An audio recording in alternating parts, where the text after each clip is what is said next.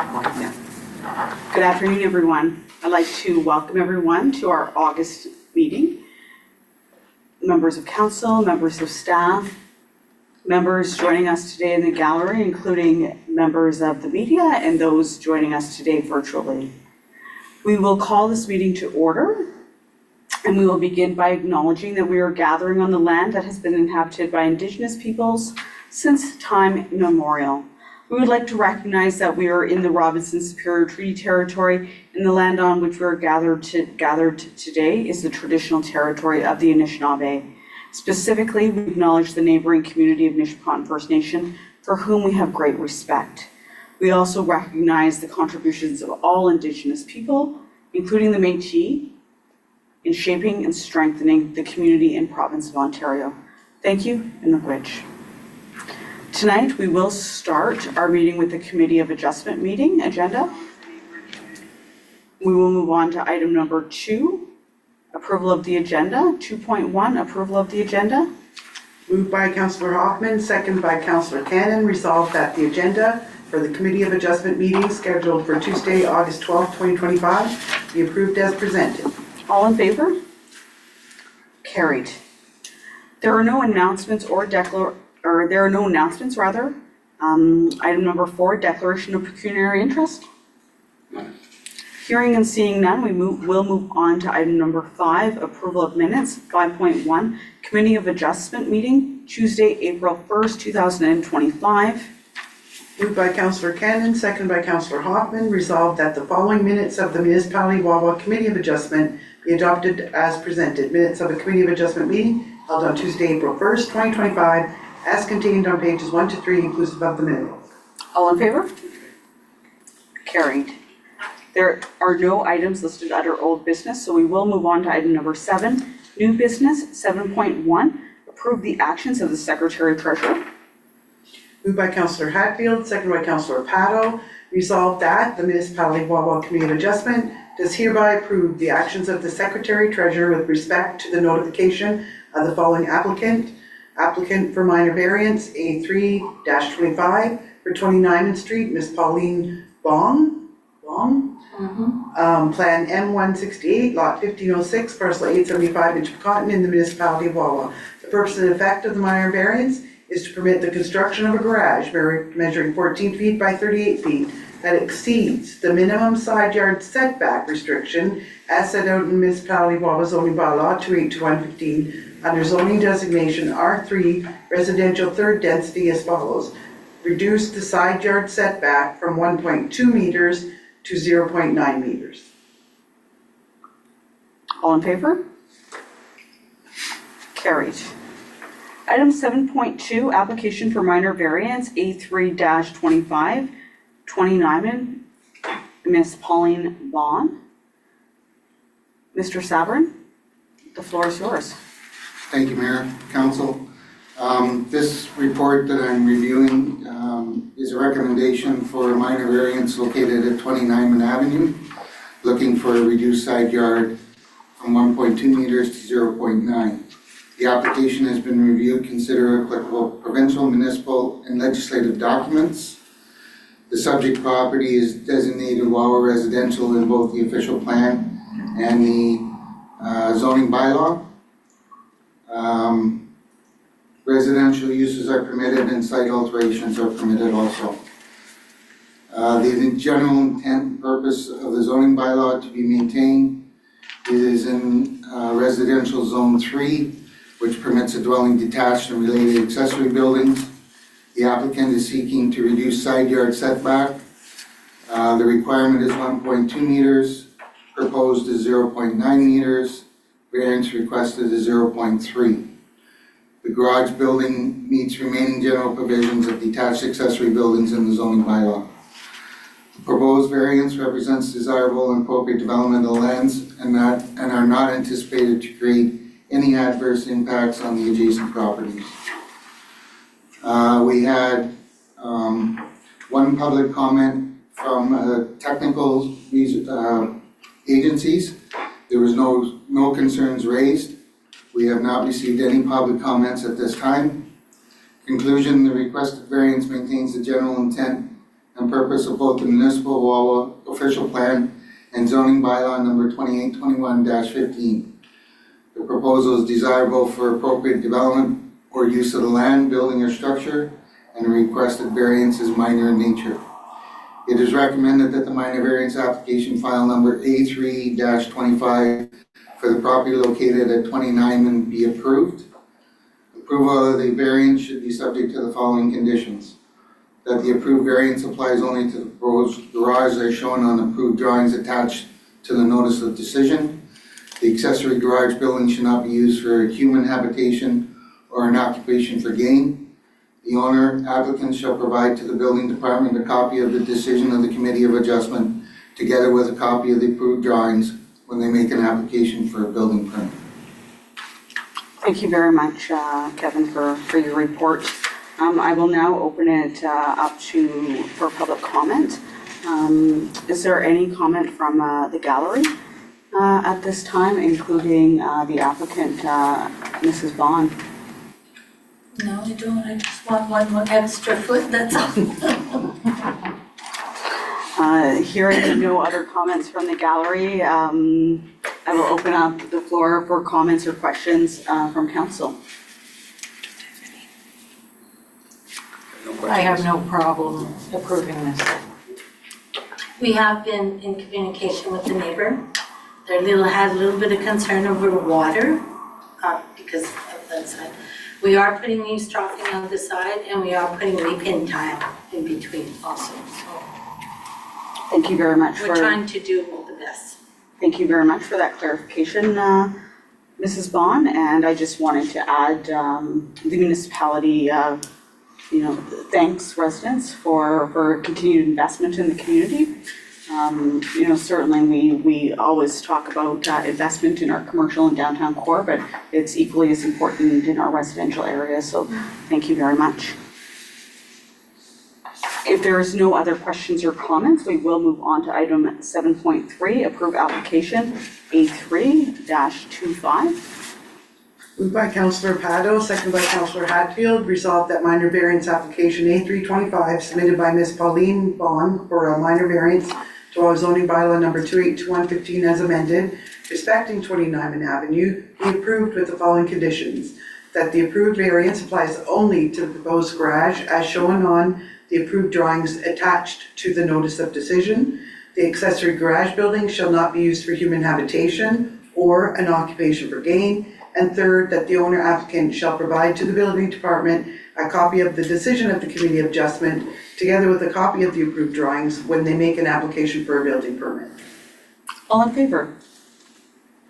Carried. Item number 8, adjournment, 10.1 adjournment, or 8.1 rather. Moved by Councillor Hatfield, seconded by Councillor Pado, resolved that the meeting adjourn at 6:38 p.m. All in favor? Carried. So I would, Mayor, say to the applicant, now that it's approved, you'll get a notice, email, mail, and then there's an appeal period. So after the appeal period expires, the building official will get in touch with you and you'll be permitted to apply for a building permit and start construction. For how long is the appeal permit? I'm forgetting how it usually 20 days. 20 days. Really? What's an appeal permit? What is that? Anybody has the right to appeal the decision of the Committee of It takes 20 Adjustment. days? Yeah, it's pretty standard for all variances to zoning bylaws, unfortunately. Even when there's no one that publicly comes forward, it's still part of the process we have to follow. It's provincial law, not municipal. You can apply for the building permit during that period, it just can't be approved during that period. So you can start to get everything ready because, you're pretty, I'm sure, confident that there won't be appeals based on tonight's meeting, but yeah, you can't technically start. Kevin will review everything with you. September? Yeah, kind of late to start building. Okay, I don't have a choice, right? Thank you very much. Thank you. Again, Mayor, on your behalf, you can leave or you're more than welcome to stay for the rest of the meeting. You're part of the meeting. No, thank you very much for your time. No problem. We will now move on to the committee of the whole meeting agenda. I would like to call the meeting to order and note the members present at 6:40 PM. Item number 2, disclosure of pecuniary interest. Hearing and seeing none, I would like to remind council that they are able to make a declaration at any point in the meeting agenda. Item number 3, approval of the agenda. 3.1, approval of the agenda. May I please have somebody make a motion to approve? Councillor Hoffman? Councillor Pato? All in favor? Carried. Item number 4, delegations and presentations. 4.1, asset management plan, level of service presentation. Heather Rainville, treasurer. Heather, the floor is yours. Thank you. Let's get the presentation up here in a moment.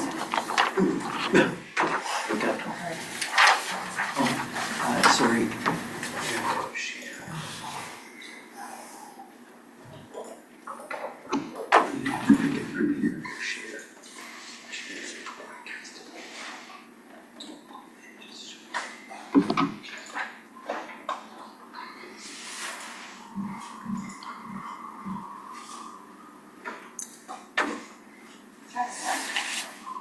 Thank you, Mayor, councilors. So we're here today, Cindy as well is going to be here. She's our asset management coordinator, and we're going to kind of share this presentation in regards to the proposed levels of service as part of our asset management planning. You guys are familiar with how we've been dealing with the asset management plan and our goals that we have to do in regards to the regulation.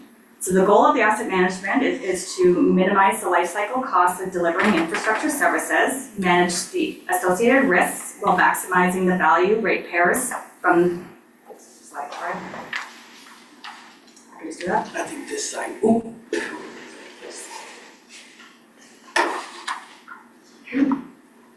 We both linked.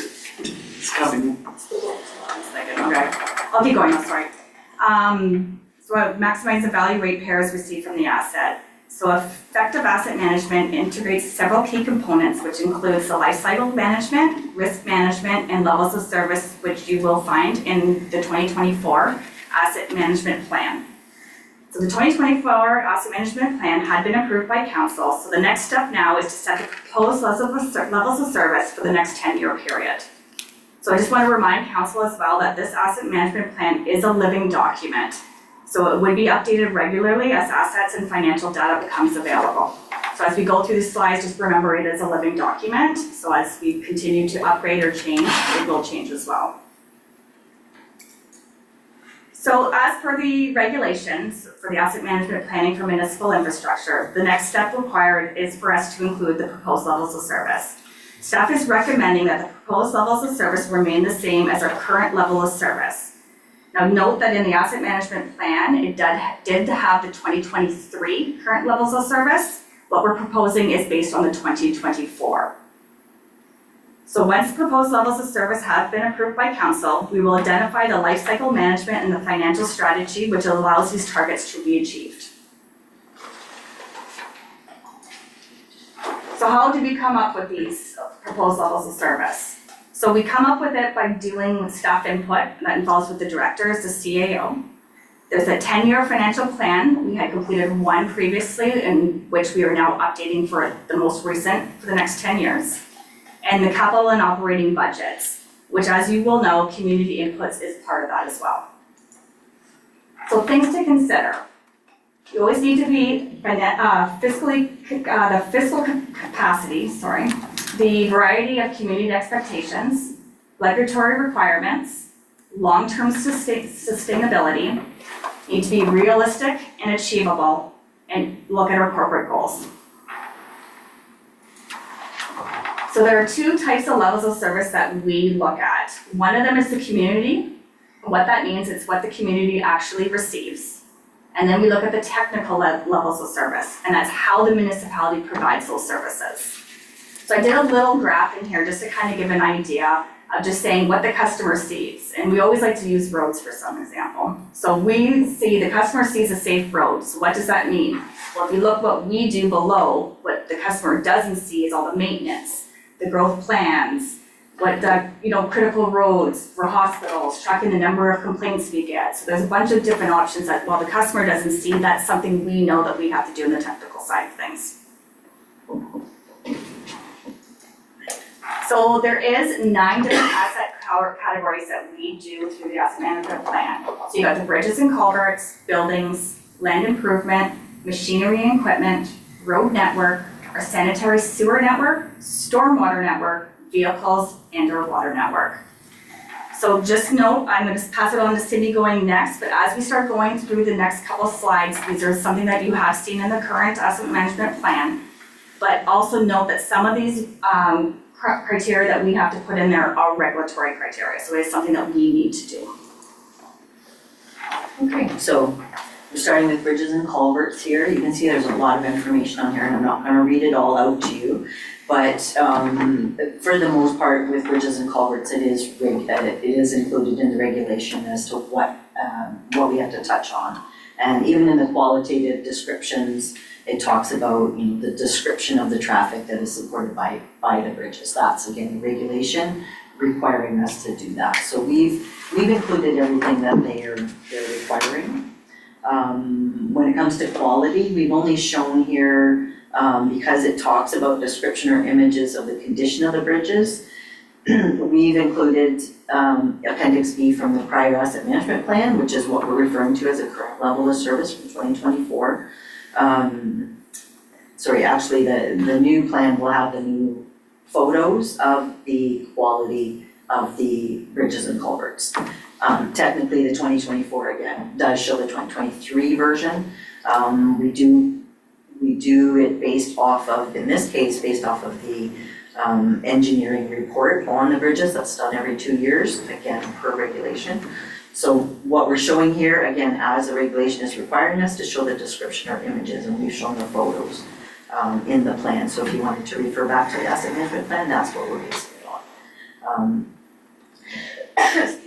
On the technical metrics, again, by the regulation, we've included what's there. In the case of, you'll see in some of the other condition ratings later on, we'll have a number as well as a good or very good or poor, or whatever the situation is. In this case, we just have the wording good. Again, from the engineering report, they didn't provide a number in this situation, but they've indicated why it's good now versus very good. So that's showing us what's there currently. And again, proposed level of service is to keep things as they are so that we are maintaining things at that level. Okay, moving on to buildings.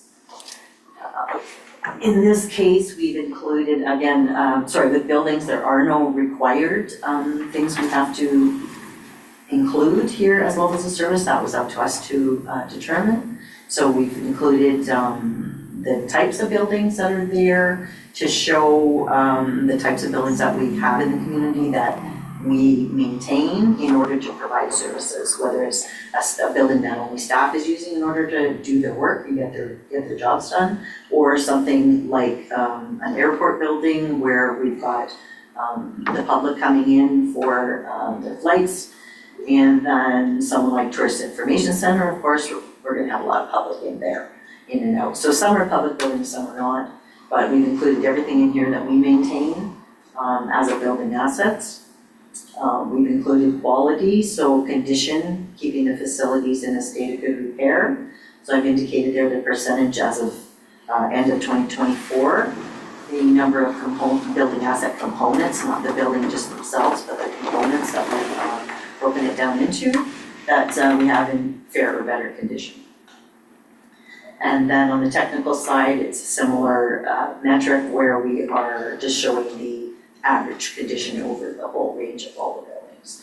So again, in terms of current, those are what the numbers we have currently. The proposed is to, again, to keep our processes the same or to the level that we, do the repairs, we do the maintenance, and do whatever we need to do to keep at least in a fair condition overall, and as much as we can, keeping the 77% components in fair or better, because obviously the better we do, the better we can utilize the facilities. Okay, when it comes to land improvements, that's something we haven't seen as much of before, but it includes things like the parks, the airport assets, which would be the runway and the airport apron, all of the waterfront, the majority of the waterfront, beach waterfront improvements were included in land improvements.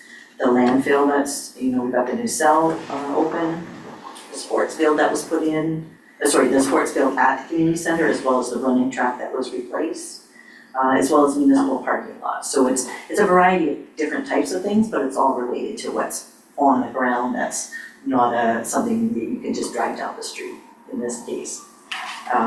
So when it comes to the technical side, we're again looking at the average condition rating for the overall assets. 62% was what we had at the end of 2024. And similarly, we're intending or expecting and hoping to keep it the same. So that's where it talks about appropriate actions and interventions are taken to ensure the regular safe use of land improvement assets and to keep the quality the best that we can. When it comes to machinery and equipment, you can see we've broken this down into different types of equipment because different parts of the, depending on the type of asset it is, it might be used in a different location. Is probably the best way to say it.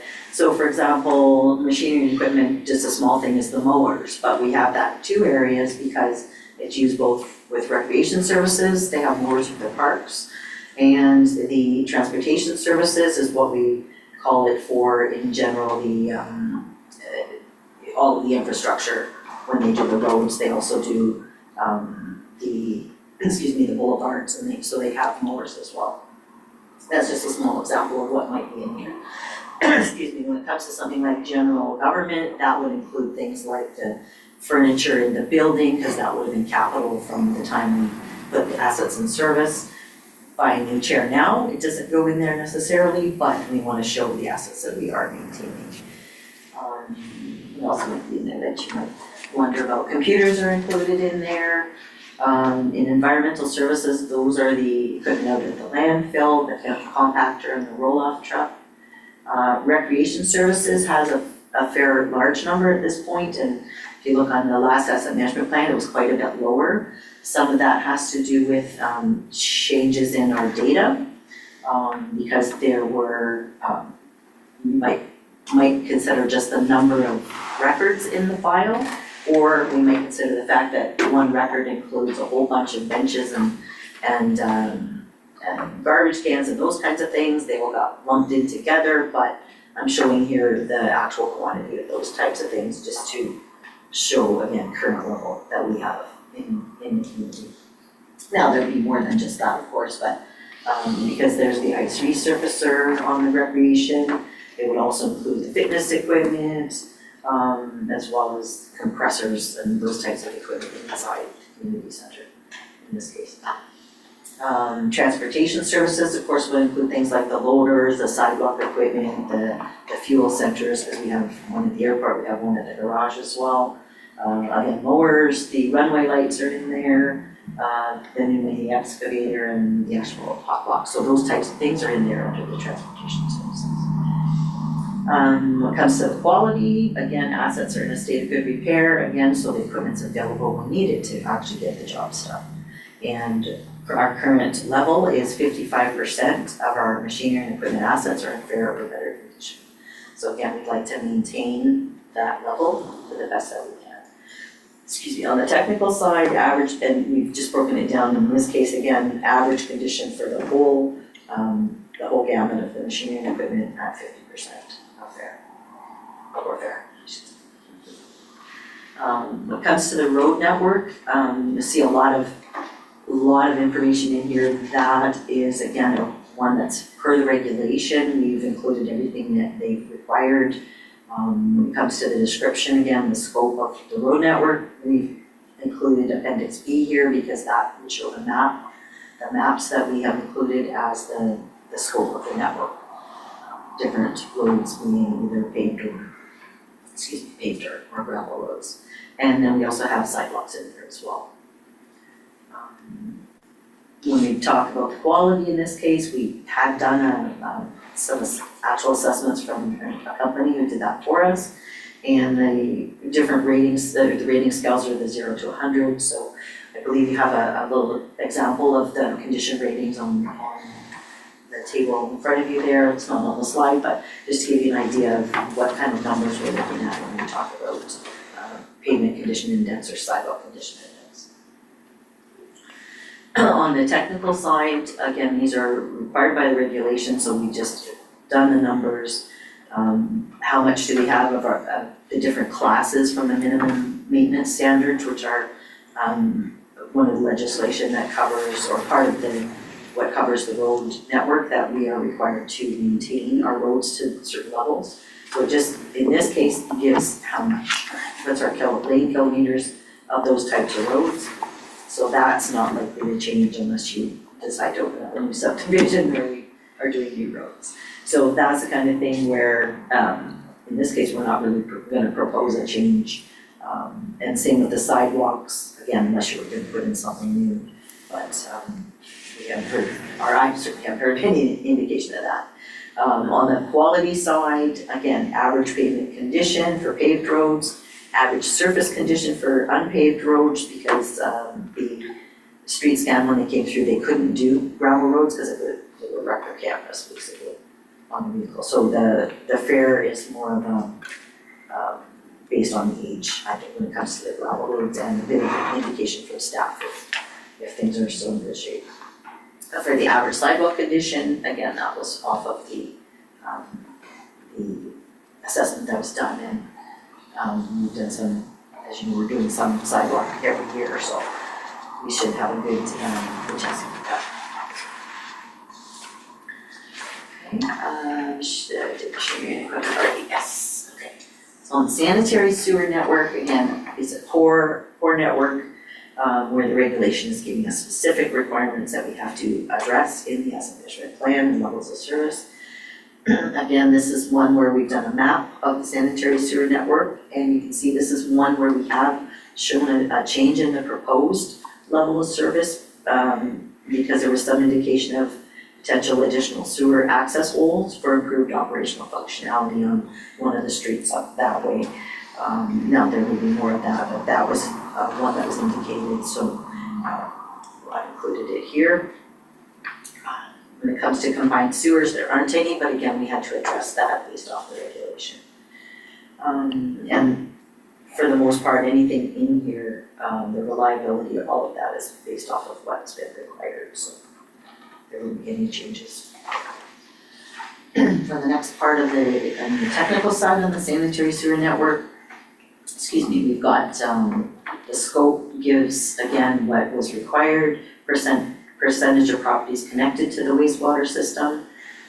It does show a bit of a description at the bottom there. All properties in town are connected. None on government road past Tamarack except Greywater, Tamarack except Greywater. This does also include, I was gonna say it includes the mission, but this is the fact that it doesn't have the mission on the sanitary. You'll see the number a little bit higher on the water network percentage because we do have at least water information, although none of the sanitary. And in this case, we were given zero incidents of violations or combined sewer flows. Were there any issues with the wastewater system? Stormwater network, again, maps or how we're showing the scope of it. When it comes to the technical side, the two requirements they had were related to percent of properties in the municipality resilient to a 100-year storm and the percent of the system resilient to a 5-year storm. So we've addressed that here. In the second one, all existing stormwater has been designed to handle at least a 1 in 5 year storm. So that's why we show 100%. The other is a little trickier to calculate. We don't have enough data to be able to confirm a number in that situation, how many properties are resilient to a 100-year storm. When it comes to the vehicles, we've indicated, again, broken it down a little bit in terms of the type, either the type of vehicle or where it's used, in the case of the fire department. The heavy trucks would include the plows and dump trucks. The trailer, in this case, is the tourism show trailer, it's not the trailers they're using for the smaller stuff. Typically because those are not capital, so they didn't end up getting in the list. So that basically covers with that. The transit bus, again, it was replaced, so still only one because we did self-build one. When it comes to quality, similar type of metric we've used in some of the other categories where we have 76% of vehicles in fair or better condition. And then when it comes to the quality on the technical side, again, an average condition rating for vehicles in the municipality, that includes all of the ones shown above, just an average for those. One thing to consider when it comes to the condition rating and the number of vehicles, there is a new policy that's being put in place for the fleet and equipment maintenance and renewal. I don't know all the terminology put here, but that new policy will direct some of the, if there's going to be any changes, typically it's when to replace them, so it's not necessarily changing the number of them, it's just how soon we'll replace things or what we're going to measure in order to decide when those types of things are gonna happen. But the overall goal is to keep things in a similar quality to the best that we can. Water network is again a core asset, so a lot of this is required by the regulation. So we've done a similar thing where we've included maps in terms of the scope of the water system. And then the second point is related to fire flow, which just indicates how many of the properties have a fire hydrant and sufficient fire flow rate, I think it's called, in order to use it for fire fighting. When it comes to reliability, oil, water advisories and service interruptions, this is just a description. It's not in any way a calculation of anything, but then again, this is the community level of service required by the regulation for us to at least do that description, those descriptions. When it comes to the technical level of service, now we've got a little bit higher percentage of properties connected to the water system. That's where we get 54%. You might wonder why it's so low anyway, because the whole town has water for the most part. It's true, but our initial asset management plan, when I was involved, we had to make a determination at that time as how we were gonna calculate. Were we gonna just talk about just in town or the whole, all the communities, or all the properties, I should say. So in this case, we looked at all of the municipal properties in our property system and just included the ones that actually have water accounts, or the number of water accounts compared. So that's why it's only 54%, because it doesn't include rural properties beyond the range of the water system. So we've identified that as to why it's that low. Excuse me, and then when we talk about the properties where fire flow is available, we put 100% because that's only related to properties connected to the water system.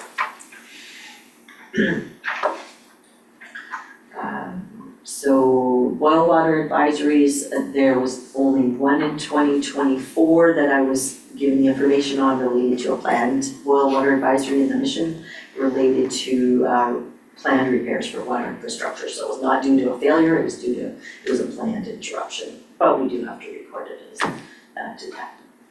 Proposed, of course, is gonna be 0. Obviously, if we ever do have to do it again, that may be there, but in terms of unexpected boil water advisories, we want that to be 0. And the same thing with number of connection days per year where water is not available due to water main breaks. We obviously want that to stay at 0 whenever possible. Good, perfect. So just to recommend a next option or next steps for options, so I provided 2 of them. So option A was the preferred, that council does approve our proposed levels of service today, which means we as staff will continue with the asset management plan updates to start to include that financial strategy as well. Staff's gonna present that plan, the overall plan, at the September 16th meeting for council to review, to bring back on October 7th for approval. We're also recommending on both options that we do hold a public information session in 2026 for any further feedback from our community. Option B would be just council reviews the staff proposal levels, and over the next 2 weeks, we'll come back on September 2nd for whether any changes or approval to be done. Staff will present the actual plan as well on the 7th meeting, and then approval of that whole plan for October 21st, 2025. And again, get the council or the community feedback, recommending in 2026 to hold a session. Questions? Well, thank you very much, Heather and Cindy, for that very thorough report. I know we were looking forward to that, and we were struggling to find some time to go through that. I will now open it up to questions from council, and I will start at the end with Councillor Hoffman. Do you have any questions or comments? I like it. I think you're ready to go. Councillor Rapato? Yeah, I agree. I think it's ready to go and stuff. Councillor Hatfield? I have one question. Go ahead. Cindy, I think I've asked you this before, but please bear with me. How long have we been on a management plan, like an asset management plan? How long have we been doing this? I believe the first one that I've seen here was done in 2013, when Ontario government first regulated that it had to happen. They started a lot of the calculations to try and figure it out, because we didn't have a list of assets in the early days, in 2009 when they first started talking about it. I think by the time everything got done, by the first regulation they had, it's not this one, it was a prior one, which I don't recall the exact number, but that would have been based off of that. So KPMG came in and did that one, the first one. After 2013, it wasn't required again until this one. This regulation, which started in it came into play in 2018. And our first plan at that point was due in, COVID kind of got in the way, but the first one I believe was due in 2020. I just don't know how you could go without one of these now. I think everybody should have one, yeah. Thank you, Cindy, it was very good. Councillor Cannon? Yes, of course I have questions. Sorry. Reading it, it's done very well. Congratulations, both of yous. But because this is 2024s you're talking about, so some of the things have not been updated, right?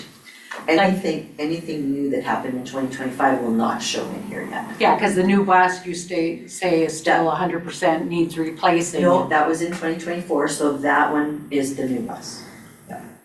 That happened in 2024. But doesn't it say that it's poor? Actually, we don't show the condition ratings in here. In the asset management plan, the 2024 asset management plan was based on 2023, to the end of 2023. Okay, so that's So what in it's that case, yes, that would be the change there. Okay, and you gave two options.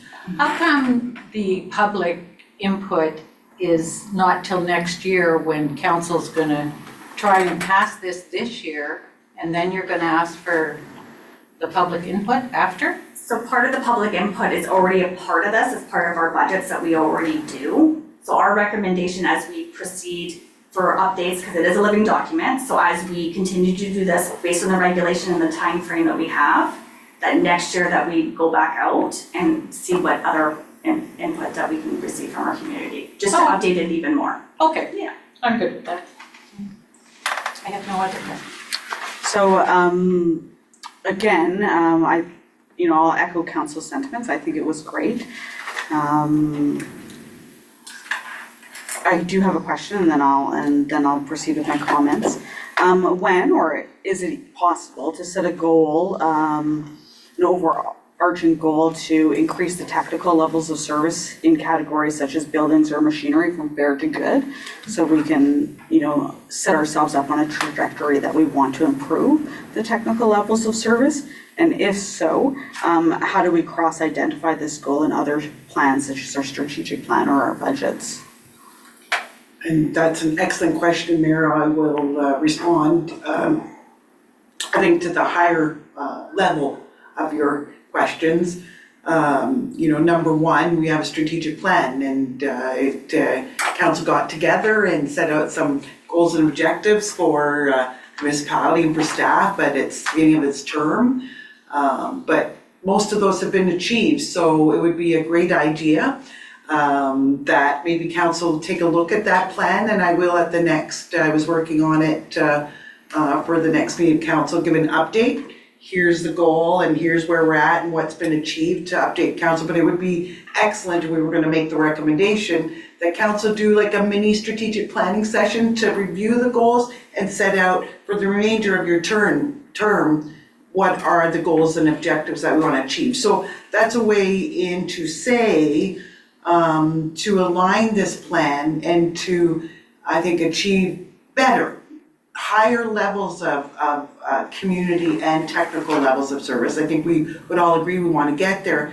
But today, that's really tied in with the budget process and going to be really tied into, subject to tonight's direction from council to the 10-year financial plan. So there are underlying themes around increasing those in the plan and where we hope to be, but it's always a function of, number one, the money, council direction, and what the community says. So, all those factors that Heather had at the beginning of the slide, sustainability. So we're going to do that, but in time with the financial plan, because we're gonna replace our equipment, hopefully more thoroughly. We've saved money, as this council's been very good at putting money aside every budget to save money for the bigger projects. So we know the fire hall replacement's coming up, and that'll improve the building conditions overall assessment.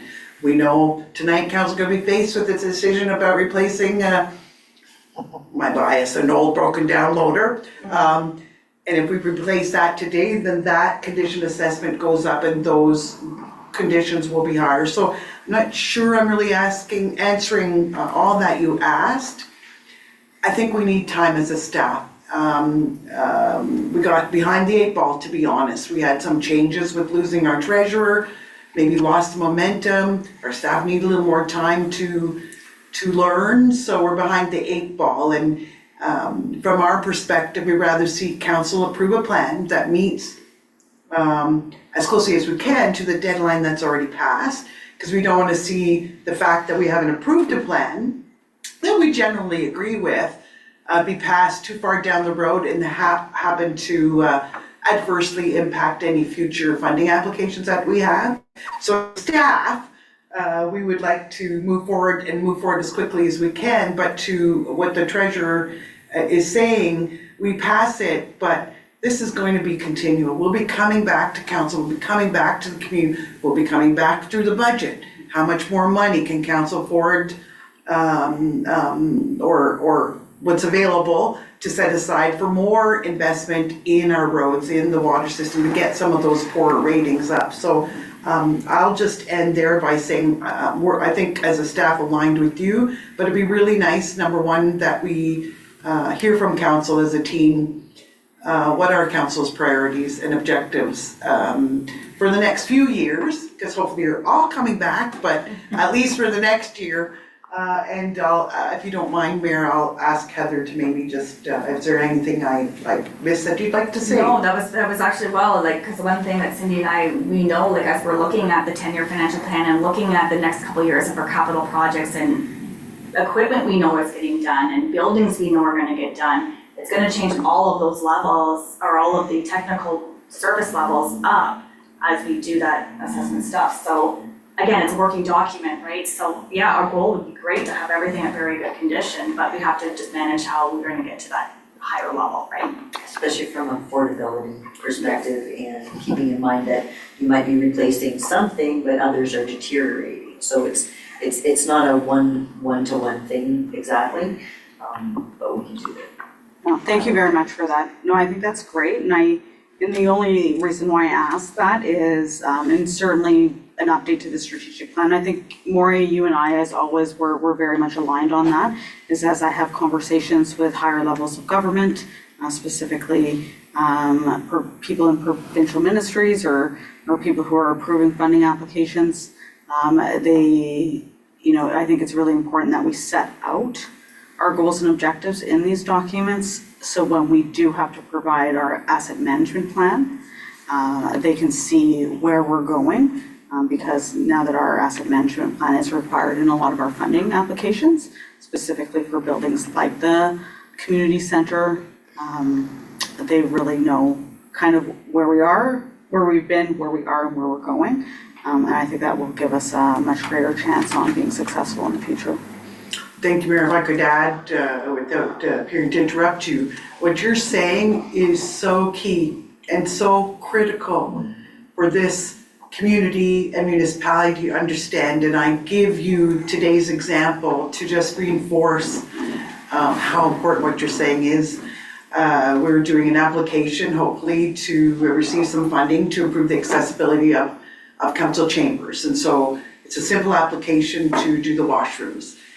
All the questions are centered around where in council strategic plan is this? Where is this a priority? Show us the documents that this community through council have identified this in a plan or a statement or written document that this is a priority. So taking that small example, if council did not have in its strategic plan that making this building accessible is a priority, we would not be eligible for the funding. And that is now becoming common, whether it be you're talking about broadband or you're talking about an arena roof and parks. So I'm sorry, I just wanted to emphasize, because I feel that is so key what you've said. And as you meet with ministers, you and council will be able to tell a story if you can relate it to a written document, whether it be an asset management plan, strategic plan. So I just wanted to thank you for noting that and give you today's example.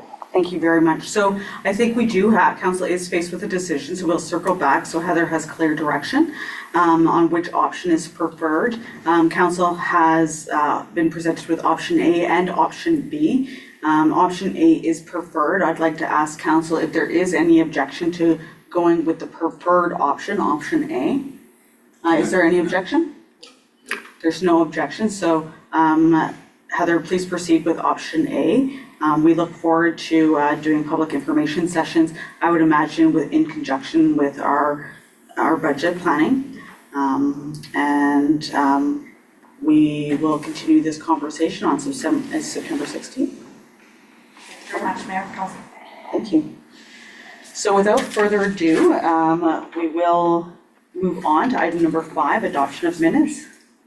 5.1, Committee of the Whole meeting, Tuesday, July 15th. May I have somebody make a motion to approve the minutes as presented? Councillor Hoffman, seconded by Councillor Cannon. All in favor? Carried. There is no business arising out of previous minutes, so we will go to the monthly reports. There are 3 monthly reports for review and consideration by council. As aligned with previous practice, I will open the floor to council to ask questions based on the material received. I'll start with Councillor Hoffman.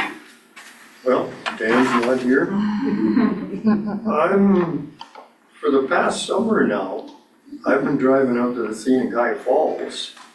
That road is terrible.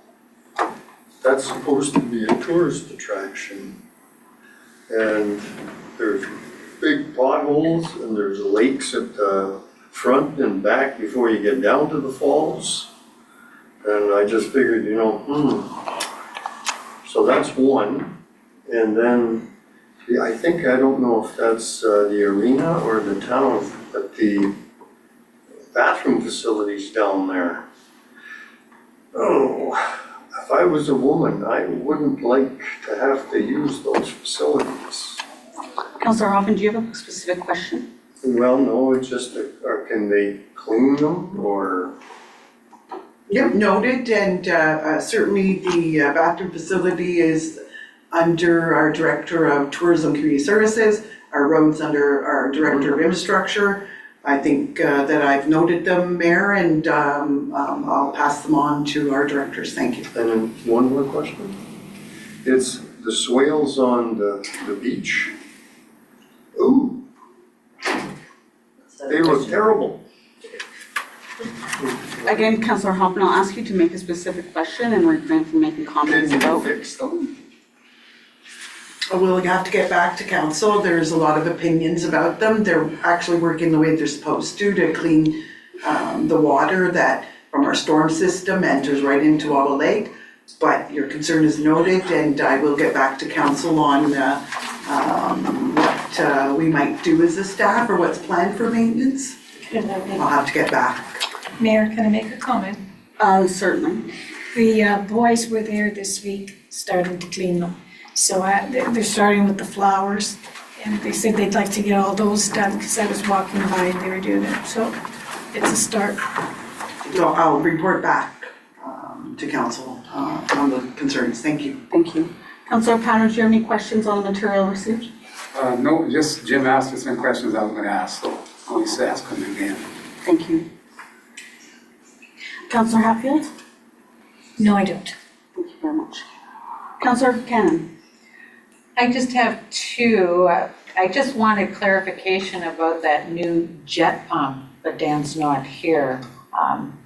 I just want to know what the specific need is, why there's a holdup, like. It's mainly because the electrician, it requires a certified electrician, and it's been very difficult to, because contractors are busy this time of year. It's mainly that's the issue right now. Any timeline? I can't speak, but I can get back to, unfortunately, I didn't ask that question of the team, so I'll have to get back to, but I think within the next couple of weeks for sure. Perfect. And Heather, Yes. you said about the mat tax collection. How did it go? So it went not horribly, we'll say that. So we did get quite a few that did respond back. They do technically have until August 15th to do the payment. As it is the first round that we're doing, so there is a little bit of bumps in how to fill out the application. But I'm working with all of the members out there to ensure that everything is getting done and hopefully get it all back in by the 15th. There was a small thing with the Airbnb that I'm working on as well. There's some confusion over who's remitting to us, whether it's the host or it's the Airbnb themselves. So I'm working with one of our hosts right now to figure out what's actually going on there. Perfect, thanks. If there is not any other questions, we will move along to item number 8, new business. 8.1, 2025-10, Mishpah Memorial Community Center ICE Policy Review. And I believe we have Mr. Patterson joining us from La Belle Province. Alex, you, the Mayor. floor is yours. Can you guys hear me okay? We sure can. Perfect. Okay. Okay, so as council had received a presentation from Mr. Watson last council meeting regarding the ICE in and ICE out dates, as well as a variety of other things, we as staff were directed to both meet with Wawa Minor Hockey as well as review the ICE use policy. So we have done that. We have both met with Minor Hockey as well as reviewed the ICE use policy. When meeting with Minor Hockey, it became quite apparent to us that there were two main issues, that of early ice and that of later ice. So I'm going to deal with those two issues separately, and I've done so in the report as well. So for the issue of early ice, fundamentally, it's less of a question of money in terms of how much the ice costs and what the operational costs are and things like that, and much more of a question of the design of the facility and the risks that are posed to installing the ice early, especially when it comes to humidity in that facility. We've had several issues over the years when we've tried to put ice in early, and those ended up with about an $80,000 mold remediation bill and a 3-week shutdown when we did hockey school the last time in 2018. So the question of early ice, as we were discussing with Minor Hockey, really for Minor Hockey, what they were looking for from the municipality is some commitment or direction to make early ice happen. So I've done some research, talked with an engineer that we have used in the facility before and for a variety of things. And really what it comes to is we don't have the information. I don't know enough about the building envelope or the design of the facility to be able to give a concrete answer to council. I just have estimations. And to get that answer requires some type of engineering report to come through with that data. So in discussing that with Wawa Minor Hockey, the executive and agreed that they would like to see some forward motion. So essentially that becomes more of a strategic direction. And we talked about that lots over the last council meeting here about what strategic directions look like, what things look like in the asset management plan. Because it's a much bigger question than just when do we flip the switch on the compressors. So that's going to be something for council to consider in upcoming strategic plans, and certainly as staff we will put things on the 2026 capital budget for council to consider when it comes to what an engineering report would cost, but that's not something that we're recommending happen this year in terms of starting the ice early, specifically because the building issues are just too many for us to deal with at the start of the season. Later ice is a different question. Later ice in particular does not carry the amount of risk with it, and we have not had the issues when we've operated the facility into April like we have at the start of September.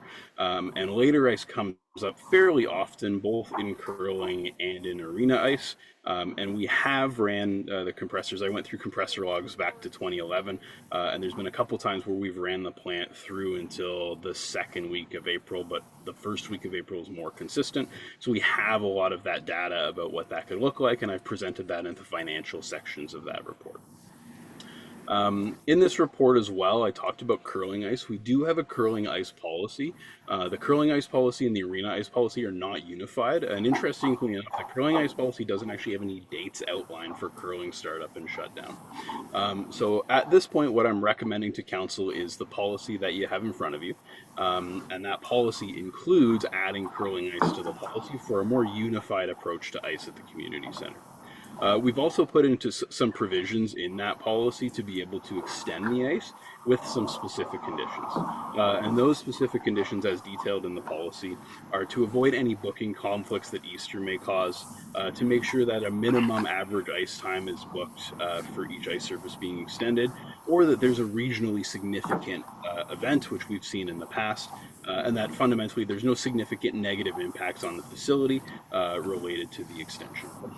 So essentially what we're asking for is the ability to extend the ice as needed within 2 weeks after the March 31st essentially deadline of the existing ice policy, and to consider that a shoulder season policy where we would require users to commit and not have any cancellations during that.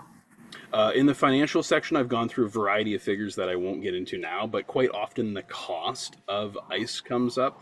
And I'll be honest, that's a very difficult question to answer, although it's a very easy question to ask, because there's a lot of variables that go into ice costs. So what I've done to come up with these costs is I've gone back to 2011, and I've taken weekly compressor readings on the runtime, and have extrapolated the data from that, and done some calculations based on how many hours things like compressors and pumps, dehumidifiers, things like that run, as well as do the cost factors of staffing, capital costs, things like that. And then divided that by the amount of hours per day that's an average booking to come up with an hourly cost. So those are things that are public, and it's very important to note that anybody has access to that. There are also things that's important to note their estimates.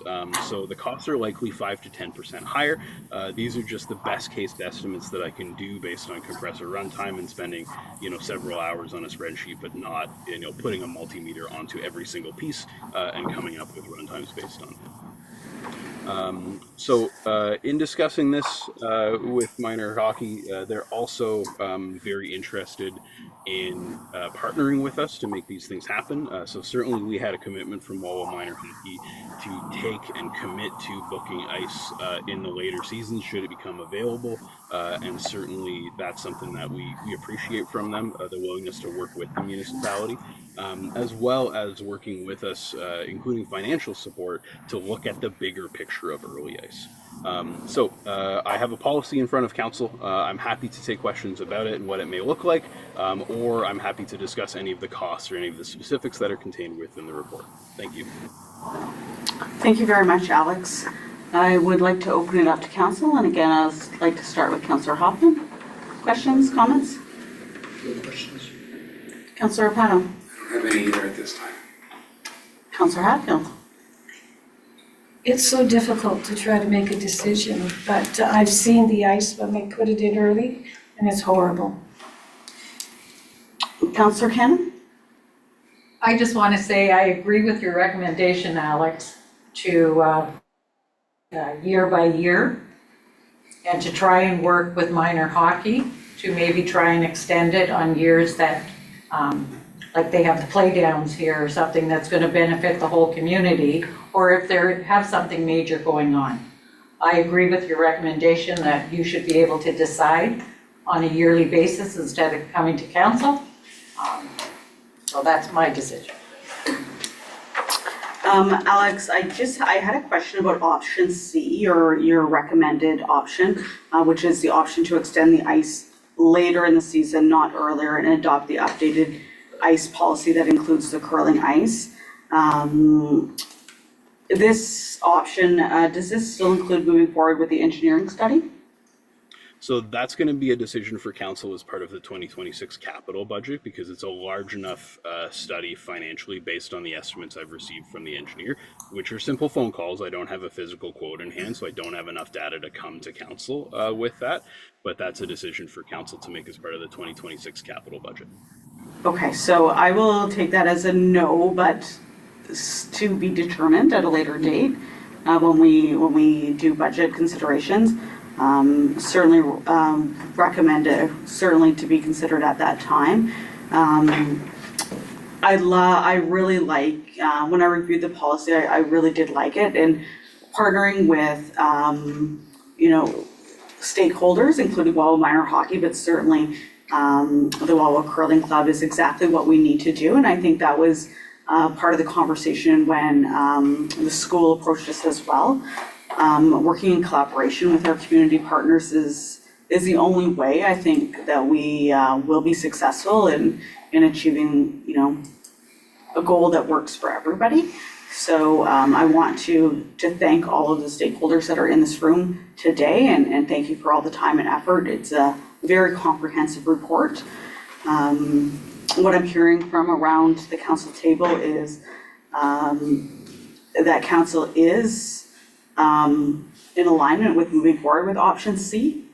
We do want to empower yourself and staff to work directly with these stakeholders to make the decisions that are best for the user groups.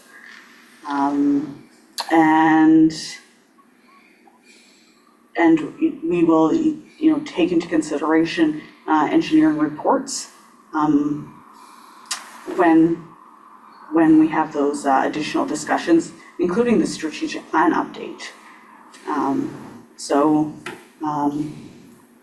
Unless I'm missing anything from council? Well, I'm in favor of option C. Yeah, I'm in favor. Perfect, okay. Alex, do you have anything else? No, that's it for me. I have a small memorandum that's coming up regarding the ODF grant, but it's quite self-explanatory. Perfect, okay. Thank you very much. Thanks, Ellen. I have a question. Typically, we don't take questions from the gallery, but we can certainly speak offline, Mr. Watson.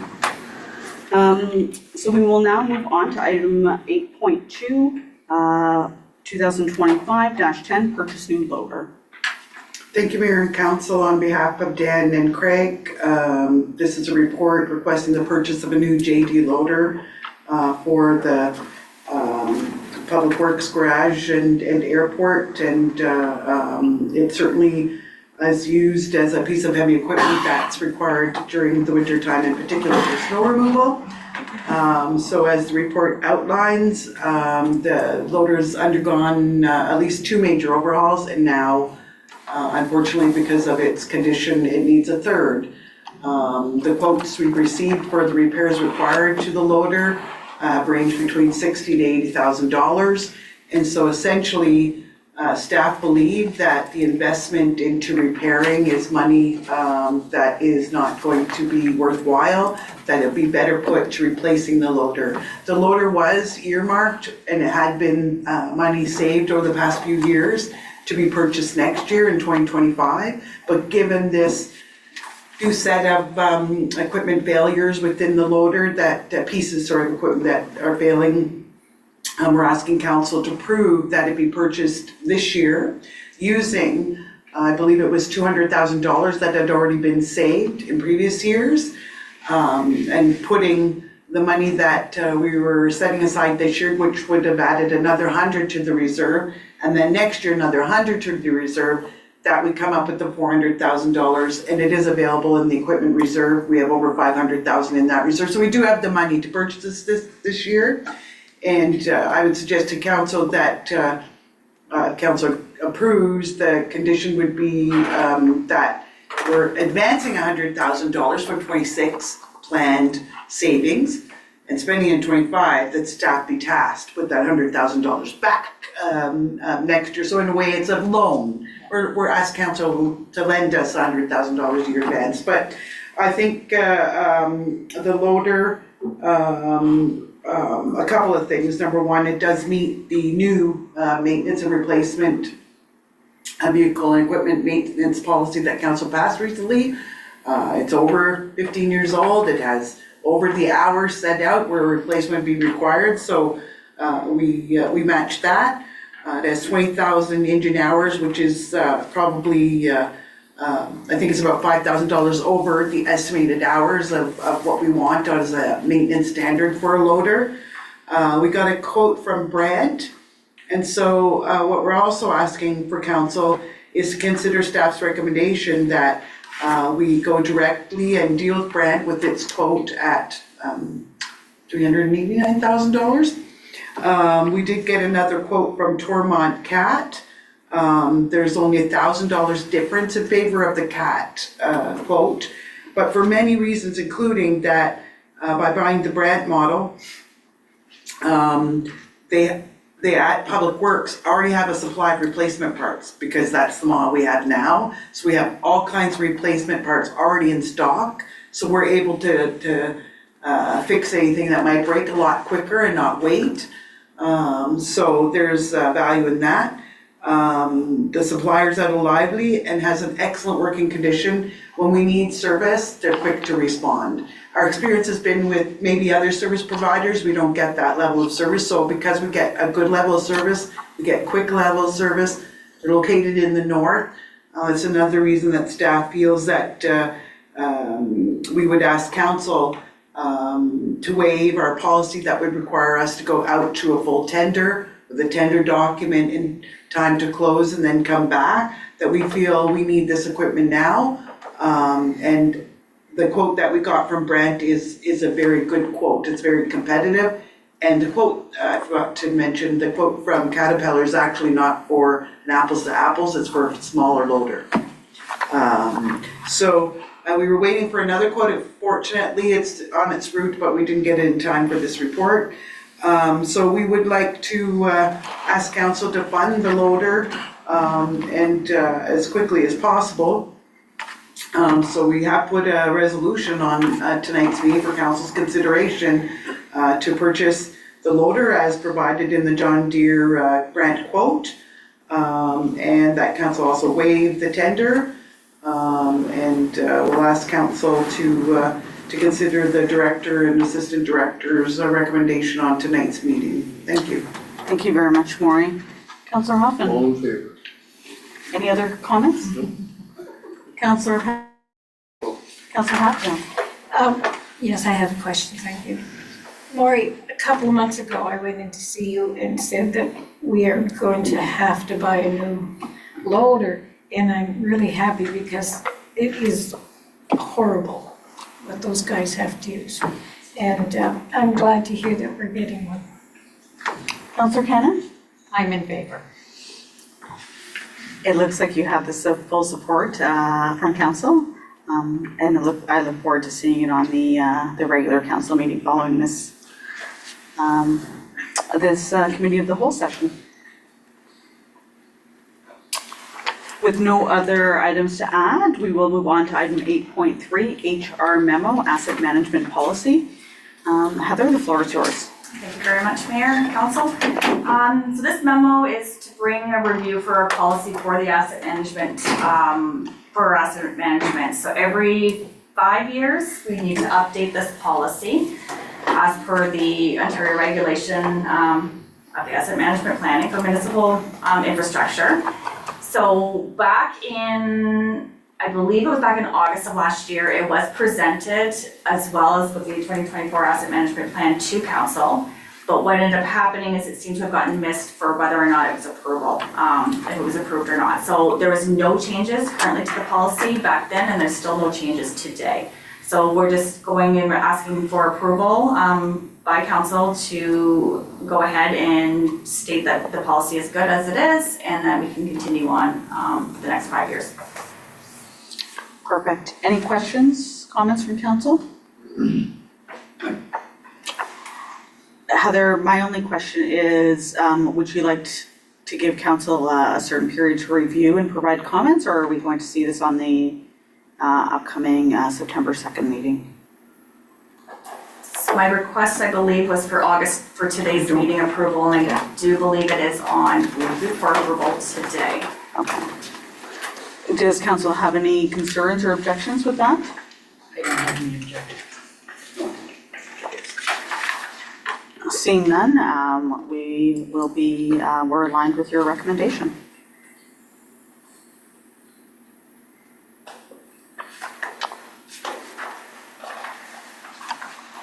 Item 8.4, Ontario Trillium Foundation Capital Grant, Mission Playground Revitalization Project.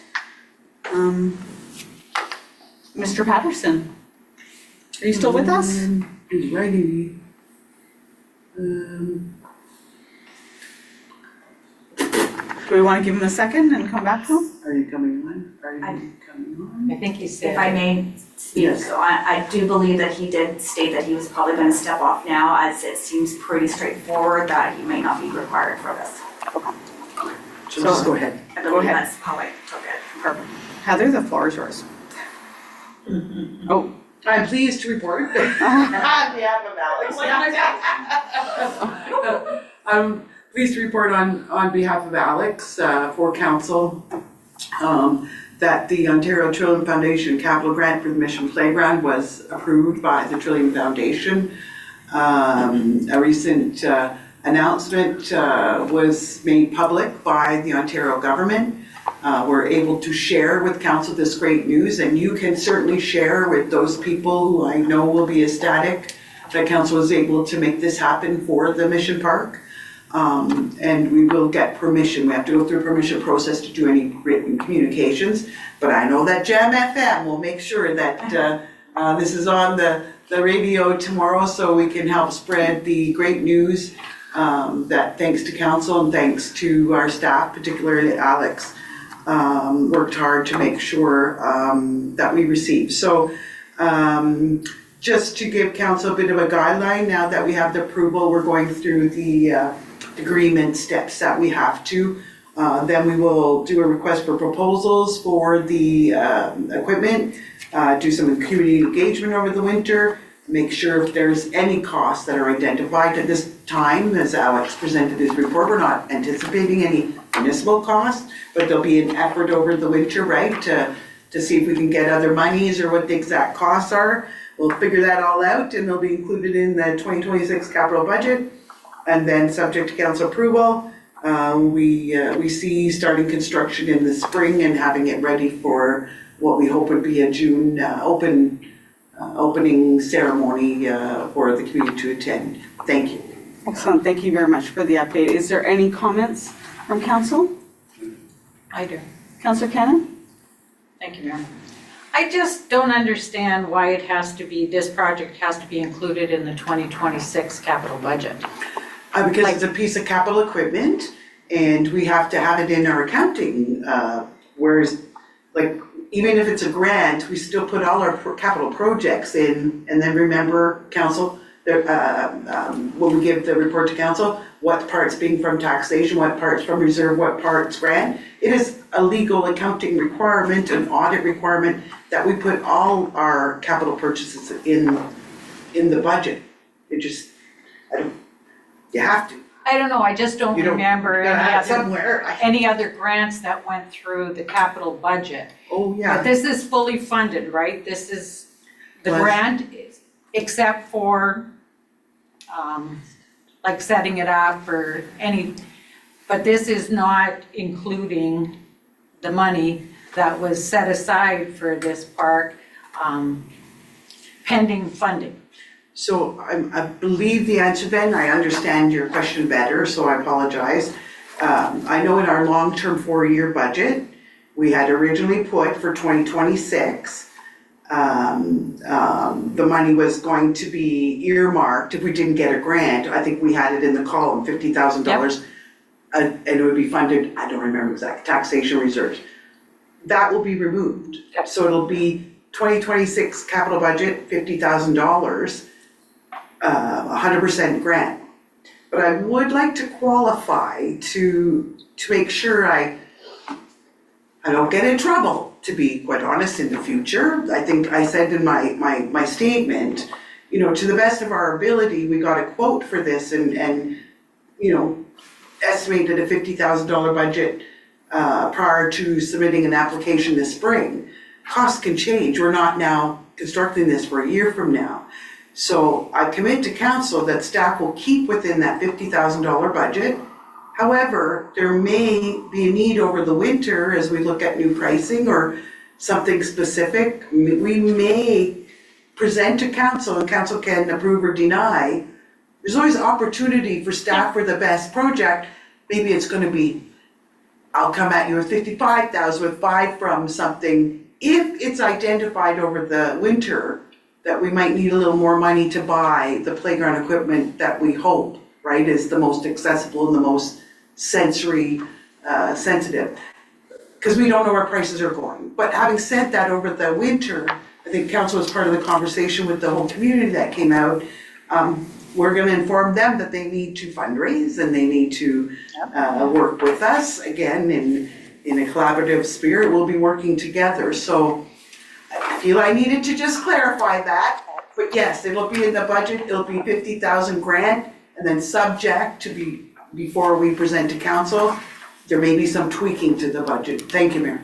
And I thank you very much for that, Maureen, but I think that Alex's memo really does state that very clearly. The budget will reflect the OTF contribution, which is fully funded. So I think it's crystal clear. We will now move on to. Excuse me, Mayor. I just have to clarify something, if you don't mind. So 2026 capital budget inclusion doesn't hold? So the beginning of the year, or the end of last, I think it was the beginning of the year, council approved, right, the 2025 budget. But we present to council a 4-year budget. We present to 25, 26, 27, 28. Yeah. But essentially, we asked council to approve the 25. So we presented a 4-year budget, but when we come back, right, before the end of the year, the budget now will be 26, 27, 28, 29. We still will give you a 4-year forecast, a long-term forecast, but that particular item will change because circumstances have changed. Yeah, So- I just, in my Does that head- make sense? Yeah, it does, we have so much cost for everything. All I could think about is, oh my goodness, I can't give them another 50,000, we just don't have that kind of money. No, it's grant. Trillium Yeah, gave the us that, trillion yes. back in, but when I read that capital budget inclusion, I thought, it scared me a bit, and I didn't understand it, but thank you, I do now. Okay, so we will move on to item 8.5, Association of Municipalities of Ontario Delegation, Algoma District Services Administration Board Apportionment Review. Maureen, did you want to speak to this, or? I'm happy to. Mayor, I think you may be best to speak to this, because I think it's really you sharing with council all the great things that you and Councillor Pato are looking forward to doing and undertaking at the upcoming EMO conference. Absolutely, thank you. So in addition to the item mentioned, Councillor Opato and I are prepared to go to the AMO conference this weekend. One of the many issues that we will be discussing is, of course, the Power Dam grants and the inequitable apportionment that we feel is inequitable apportionment. So in your package is the slide deck that we will be presenting to the Ministry of Children, Community and Social Services. We have taken the liberty of having the figures updated because ADSEP continues to rely on the fixed historical circumstances in the way it does calculate the apportionment, funding discrepancies. The inequity of the funding inequities grows over time, essentially eroding our Power Dam grant. Our Power Dam grant is over $2 million. We do not receive any inflationary benefit on that Power Dam grant. The figure remains stagnant and has been stagnant for a number of years. Had it, assuming it was being indexed, this year we would be getting about 3.1 million, and it's 2.3 million, which is very, very unfortunate for the municipality. Every year we wait with bated breath to see if we are going to be receiving it. We have received our notification just this week to let us know that we are receiving it. That is a significant portion of our budget. As I mentioned, we did update the property tax analysis, and it really does, in black and white, demonstrate the impact of this outdated model and the need for an alternative approach. So we are paying 35% more than our non-Power Dam municipalities in our current DSAP. So it really isn't an unfair circumstance. So we have brought this issue to Roma and AMO before, but there's a new government, so we're having to educate this new government on this issue again, and we will certainly do our best. In addition to this issue, we will be speaking to the Ministry of Labour, Immigration and Training about immigration and workforce development issues that are affecting our community, and we've been asked to do that by local businesses who are facing very real hardships to their businesses. We'll be meeting with the Ontario Medical Association and speaking to them about physician attraction and locum issues. And it really is our very busiest AMO delegation, and we are waiting to see if we have a cross-ministerial delegation to discuss the frequent highway closures and Highway 17 infrastructure investment. So we really do have a very busy AMO conference, and I'm looking forward to it. Councillor Opato, do you have anything to add? Yes, I'm looking forward to, like as you mentioned, the new government. We presented this once before. Hopefully now they'll pay more attention to us, and we're not green anymore. We have a forward view to go at it. Councillor Hatfield? I just have a comment. I think what you're doing is fantastic. I mean, I don't know if I would have the energy to do what you're doing, but good luck. and I hope something goes our way. Thank you. Councillor Hoffman, Councillor Kenna, do you have any comments? Good luck. Thank you. Good luck and to both of yous, and I look forward to hearing the outcome. We'll certainly do our best and represent the municipality of Wawa and the residents well, and we certainly have to start somewhere and try our best. So with that said, if there are no further questions, we will move on to item number 9, next meeting date, 9.1, Tuesday, September 2nd, 2025. And item number 10, adjournment, 10.1, close of meeting. May I have somebody make a motion? Councillor Hoffman? Councillor Rapato? All in favor? Carried.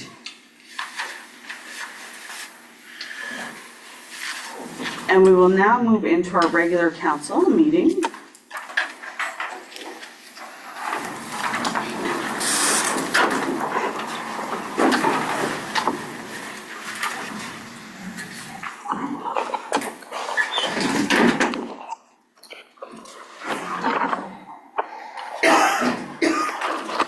And we'll call this meeting to order and note the members present at 7:56 PM. Disclosure of pecuniary interest? None. Hearing and seeing none, we will move on to item number 3, approval of the agenda. Moved by Councillor Hoffman, second by Councillor Cannon, resolved that the agenda for the regular meeting of council scheduled for Tuesday, August 12, 2025 be approved as presented. All in favor? Carried. Item number 4, delegations and presentations. There are none. So we will move on to item number 5, announcements and giving of notice. There are multiple meeting announcements on the agenda. I encourage everybody to please take a look. And I will invite council to now make any announcements. Councillor Cannon? I have one. I am pleased to announce that after a year of planning, we now have the first boob bus on its way to Sault Ste. Marie on October 2nd, 2025, and hopefully with 30 women to get their mammograms. And we will try and continue doing this we receive funding. So we are gonna try and continue doing this until we get Screen for Life coach back in this area, which hopefully is going to be 2 to 3 years. So I would like to thank the people involved in this, Sylvana Dureski from the Wawa Health Team, Katie and Ogilvy,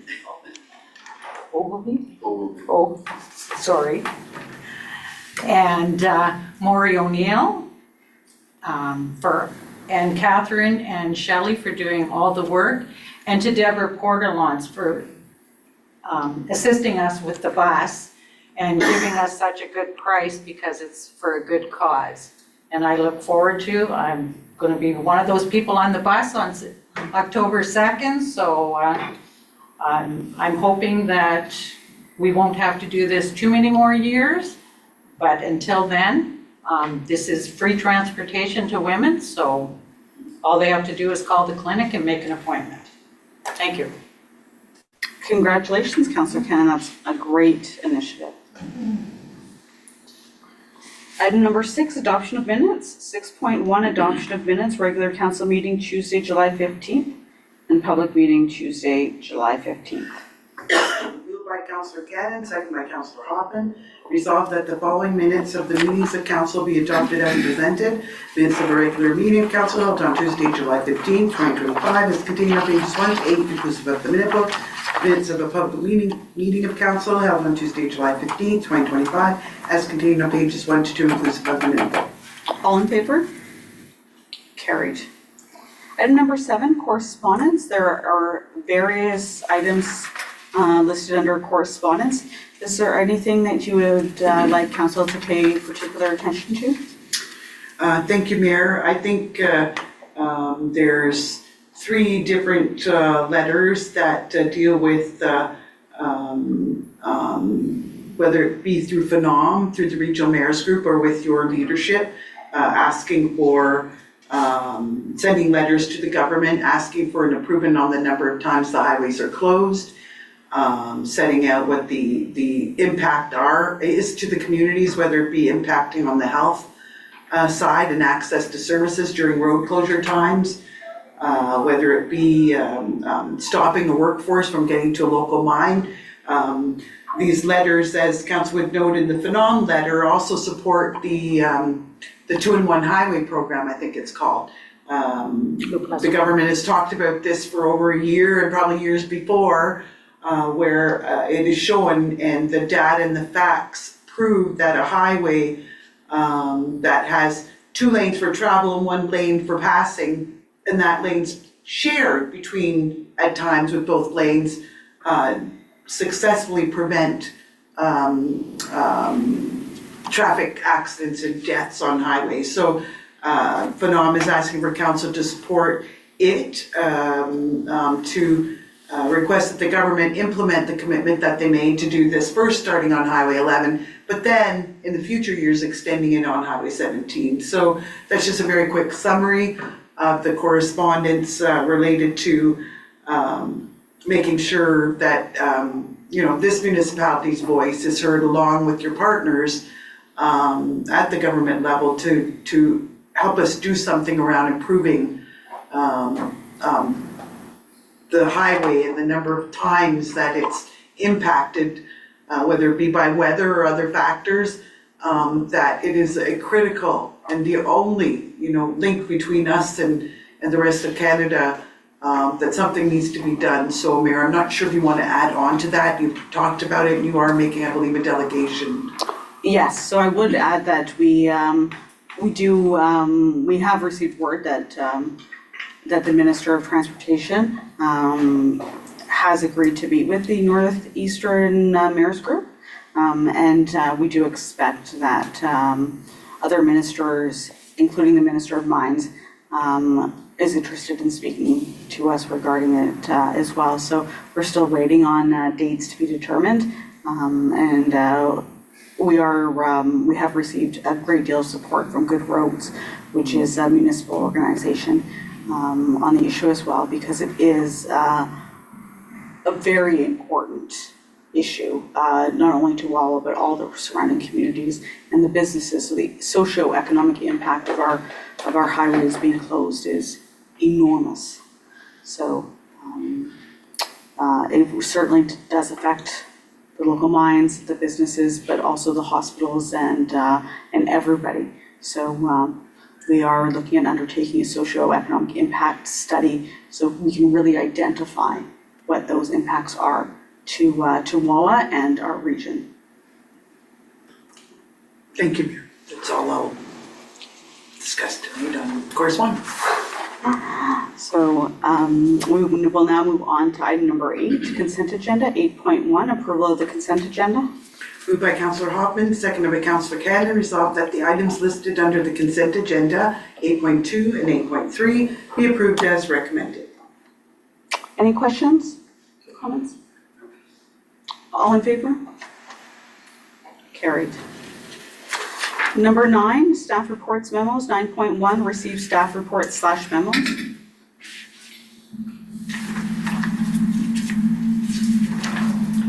Moved by Councillor Rapato, seconded by Councillor Hatfield, resolved that council does hereby receive the following staff reports and memos.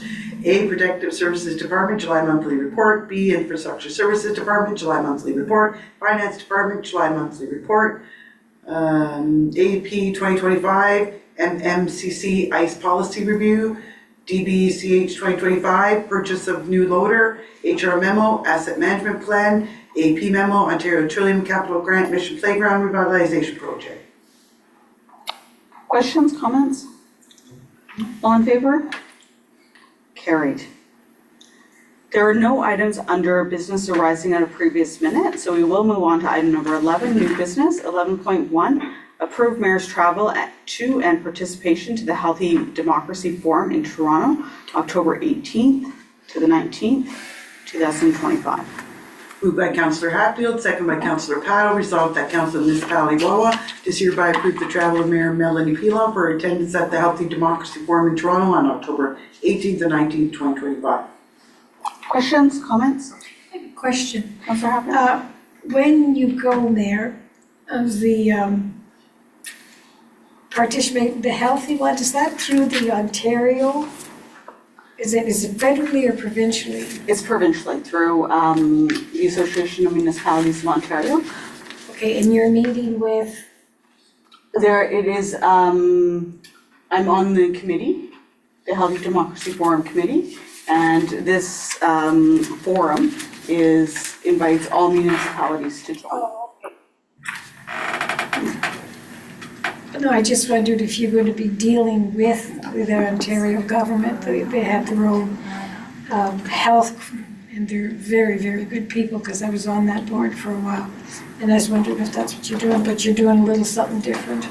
They have a Senator, Bernadette Clement. Senator Bernadette Clement is a member of that committee. Yeah, this one was a little different, but I was wondering which one it was. Thank you. You're welcome. All in favor? Carried. 11.2, approve mayor's travel to Chapleau to meet with the Northeast Superior Mayor's Group and MPP Bill Rosenberg to discuss highway closures, Tuesday, August 5th, 2025. Moved by Councillor Pato, second by Councillor Hatfield, resolved that Council of the Municipality of Wawa does hereby approve the travel of Mayor Melanie Pilon to Chapleau to attend a meeting with the Mayor's Group and MPP Bill Rosenberg to discuss highway closures on Tuesday, August 5th, 2025. Any questions, comments? How did it turn out? I think it, as we just discussed in correspondence, it turned out really well. We had 2 local mines participate, Discovery Gold and Alamos Gold. Then we reached out to Good Roads, who has chosen to participate and support us, and help us with our socioeconomic impact study and our request for a delegation at AMO. Oh, that's great. So this is for winter and what's been going on this past summer? Yes.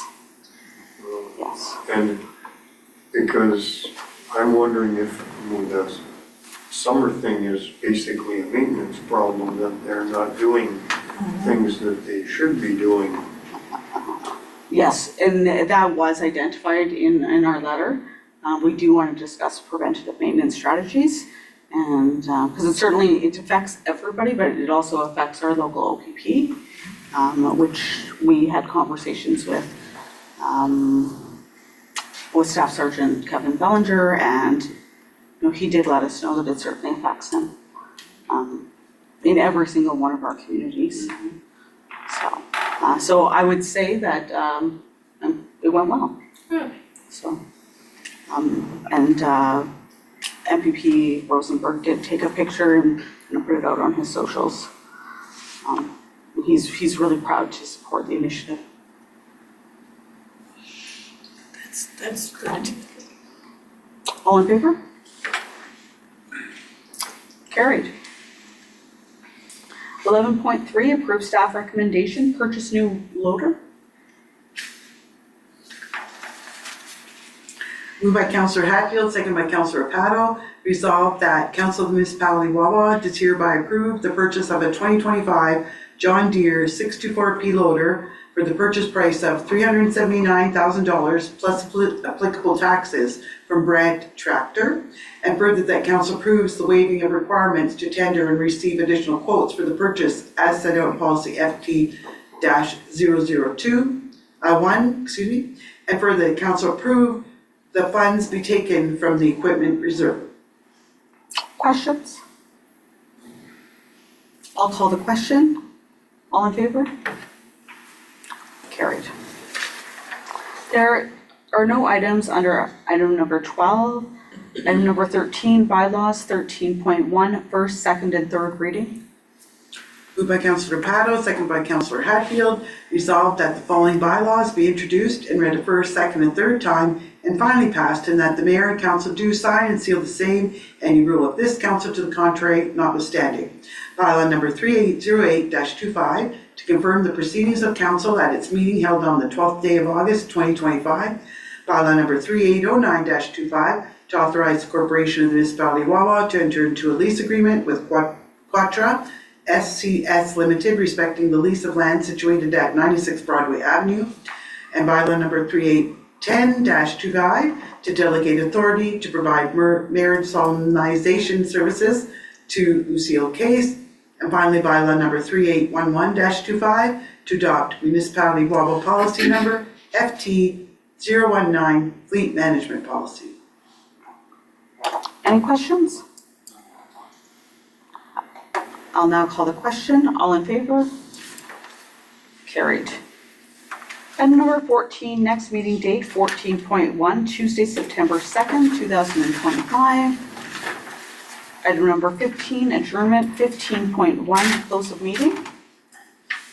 Moved by Councillor Hatfield, second by Councillor Pato, resolved that the meeting close at 8:10 p.m.